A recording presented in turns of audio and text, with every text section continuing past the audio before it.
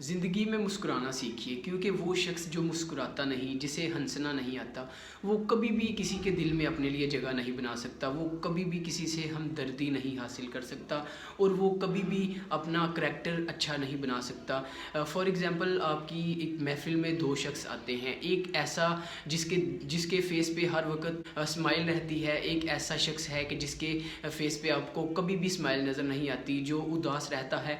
तो आप अभी तसव्वुर कीजिए कि किसके आने से आपकी महफ़िल में रौनक होगी, किसके आने से आपको खुशी महसूस होगी, किसके आने से आपको ज़्यादा उकताहट नहीं फ़ील होगी। वो यकीनन यही शख्स है कि जो हमेशा मुस्कुराता रहता है।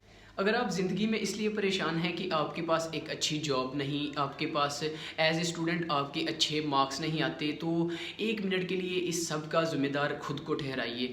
1 मिनट के लिए सोचिए कि अगर मैं मेहनत करूँ तो अच्छे मार्क्स ले सकता हूँ।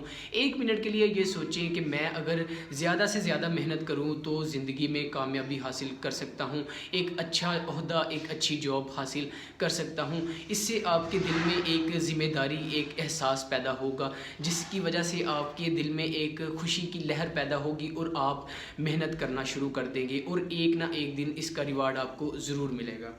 रिश्ता सबसे रखें और उम्मीद किसी से भी नहीं, क्योंकि अगर आप किसी से उम्मीद रखते हैं और वो आपकी उम्मीदों पर नहीं उतरता, तो इससे आपके दिल में चोट लगेगी, जिसकी वजह से आपको स्ट्रेस और उदासी सी आप पे छा जाएगी। तो इसलिए किसी पे भी उम्मीद रखने से पहले ये बात ज़रूर सोचें और ख़ुद के काम खुद करेंगे तो इससे आपको एक जज्बा भी पैदा होगा और एक खुशी की नई लहर पैदा होगी।